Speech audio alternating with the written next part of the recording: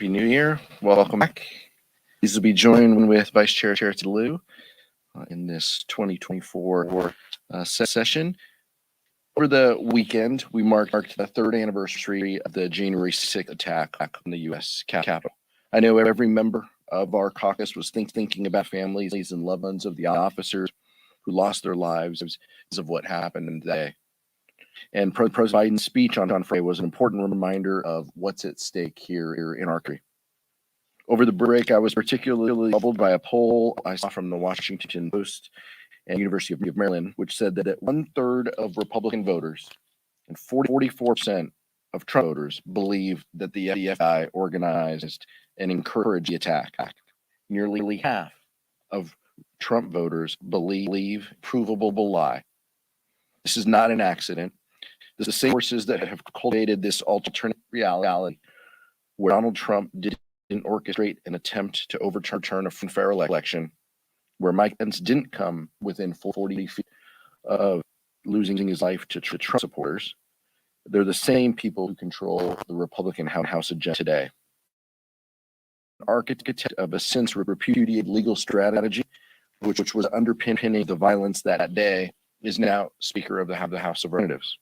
Marjorie Taylor Greene is dictating the floor agenda, and we waste time on baseless impeachment inquiries only days away from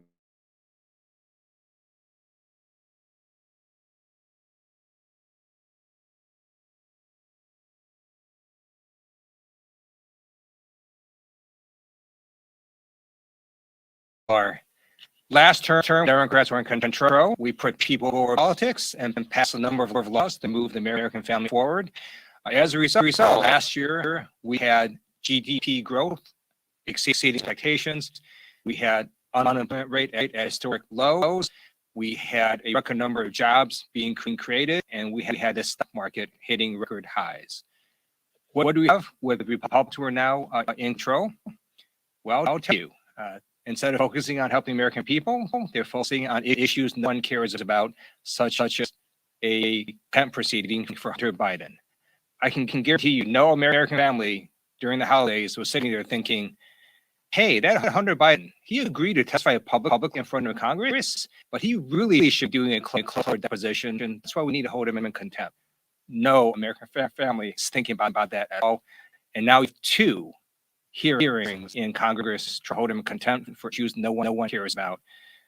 I asked Republicans to focus on issues the American family care about. We are 9 days away from a government shutdown.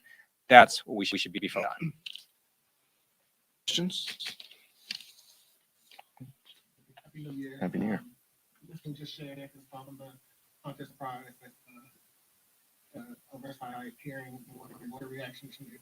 And on the government shutdown, the government shut that down. How concerned are you that Republicans will keep their word, even if they, and pre-negotiations with that? Sometimes it's a little flimsy.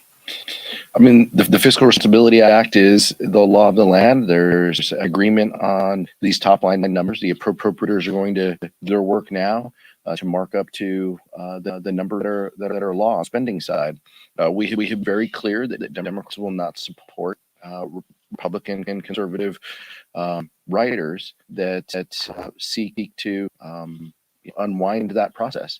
So we're going to make sure that we're standing up for women's reproductive freedom. We're going to make sure we're standing up for our communities, and any attempts by the extreme voice within the Republican conference to upset that appropriation process will mean that Democrats can engage. And we already know that Republicans can't pass these laws, can't pass these on their own, because they've demonstrated that time and time again. It was Democratic votes that avoided the debt limit, created the FRA, and it was Democratic votes that passed every continuing resolution. And so far, it's just deeply troubling that the Republican conference doesn't understand this. They need a strong bipartisan process within the Appropriation Committee to pass funding bills.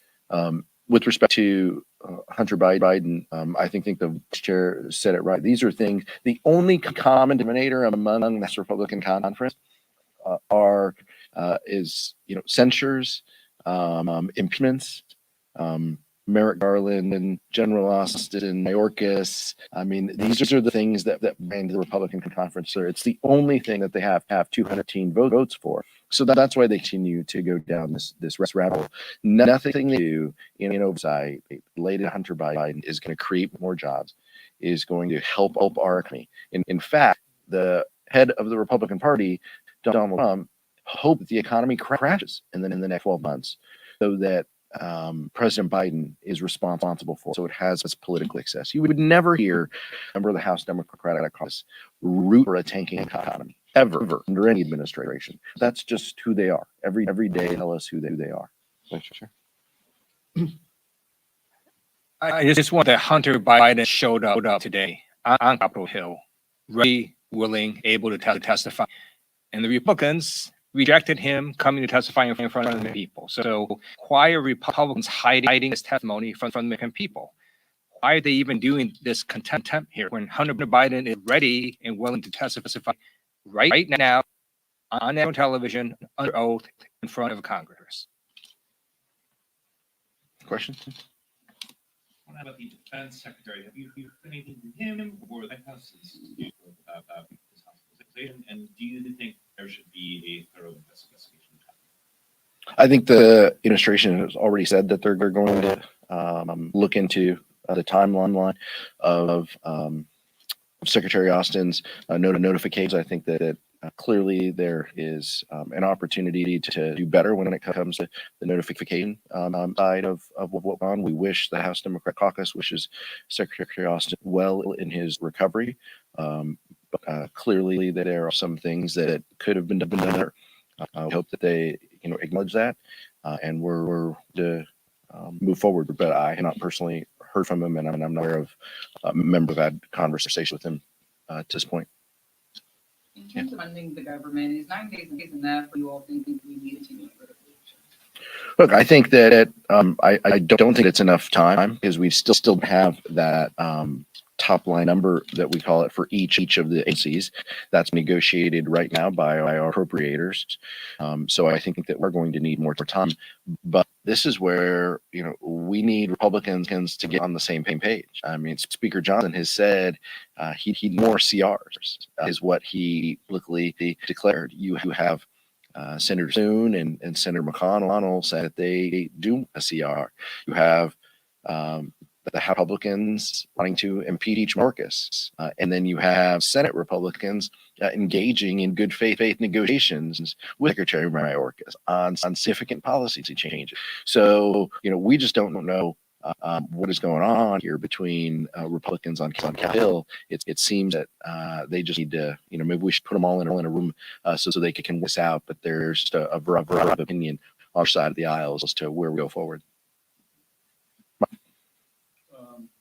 Speaker Johnson was on Lieu this morning, and he said that as addition of any new funding, that Republicans would demand 900 miles fully funded on the border wall. Is that what's your reaction to that? Is that a non-starter, or is there room for some wall construction at the border if Ukraine is funding that? Look, Democrats, time and time again, and have come to the table to avoid debt ceilings, have avoided shutdowns, have funded the Department of Homeland Security, have invested in resources for primary barriers as well as secondary barriers down at the borders. We're part of 2019 negotiations that we've had in the past. We believe in the rule of law, and we believe in having secure borders. We want to make sure that we actually implement policy that does that. And then that's why we have funded those agencies. And that's why we continue to fund those agencies. Through the National Security Supplemental, President Biden and House Democrats support more resources for Customs and Border Patrol so we can make sure that we're putting adequate resources into those agencies. It's House Republicans that have continued to move the hurdles and put new demands. Look, and this is another example where Republicans just need to get on the same page.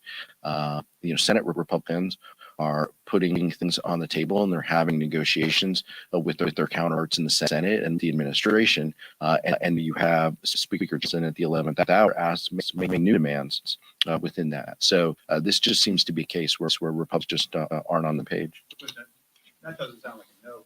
It sounds like there is some space there or some confidence on new routes that the border takes. Within the Department of Homeland Security budget, there is always a line item for barriers and construction. We disagree about that, and fundamentally, House Democrats don't believe that adding 900 miles of border wall is going to solve. If you build a 12-foot wall, there's always going to be a 14-foot ladder.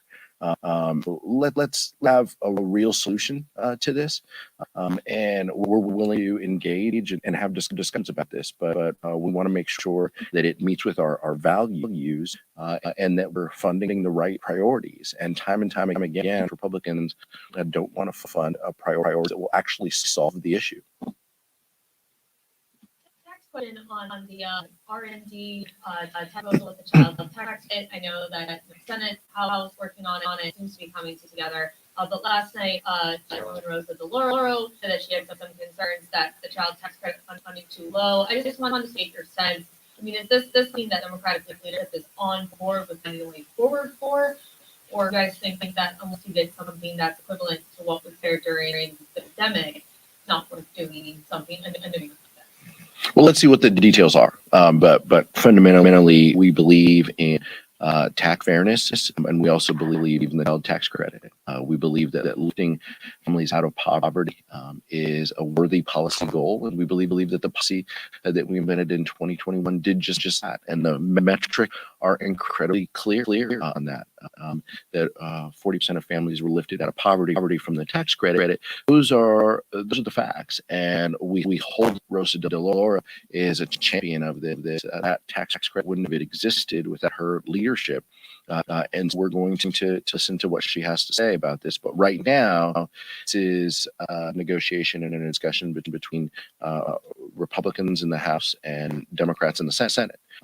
As soon as we have more details and as soon as more members are into the details, we'll have a discussion to what we think is reasonable and what the appropriate rules are. But Rosa DeLauro's voice will obviously be at the table for House Democrats when it comes to the topic, as well as Richie Neal and Ways and Means Democrats. Sure. The tax credit, once implemented, help reduce poverty and help grow the middle class. So it is a huge priority for House Democrats. I also note that the R&D tax credit is an important tax credit because generally when it's used, you know that jobs have been created.